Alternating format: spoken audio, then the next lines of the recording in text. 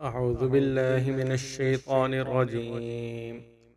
بسم الله الرحمن الرحيم.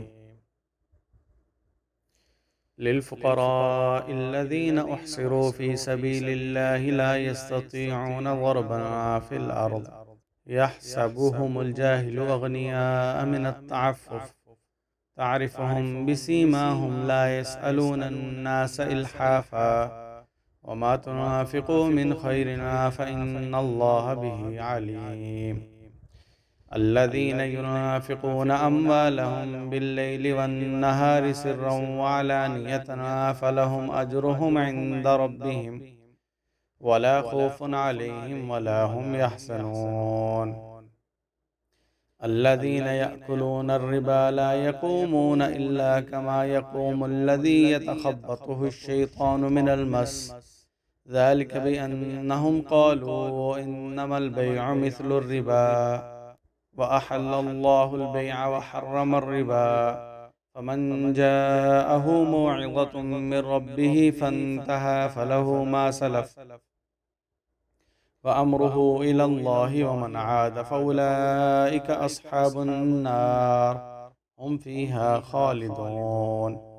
يمحق الله الربا ويربي الصدقات واللہ لا يحب كل کفار اثیم۔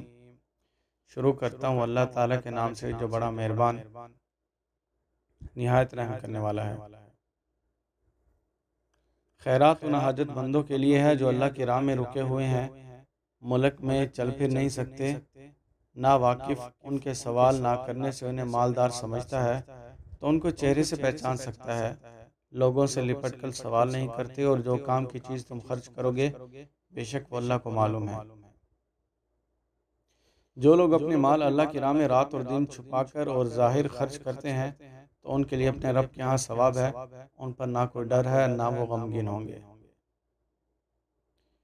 جو لوگ سود کھاتے ہیں قیامت کے دن وہ نہیں اٹھیں گے مگر جس طرح کہ وہ شخص اٹھتا ہے جس کے حواس جن نے لپٹ کر کھو دیے ہیں۔ یہ حالت ان کی اس لیے ہوگی کہ انہوں نے کہا تھا کہ تجارت بھی تو ایسی ہی ہے جیسے سود لینا، حالانکہ اللہ نے تجارت کو حلال کیا اور سود کو حرام کیا ہے۔ پھر جسے اپنے رب کی طرف سے نصیحت پہنچی اور وہ باز آ گیا، جو پہلے لے چکا ہے وہ اسی کا رہا اور اس کا معاملہ اللہ کے حوالے ہے۔ اور جو کوئی پھر سود لے وہی لوگ دوزخ والے ہیں اور اس میں ہمیشہ رہیں گے۔ اللہ سود کو مٹاتا ہے اور صدقات کو بڑھاتا ہے، اور اللہ کسی ناشکرے گنہگار کو پسند نہیں کرتا۔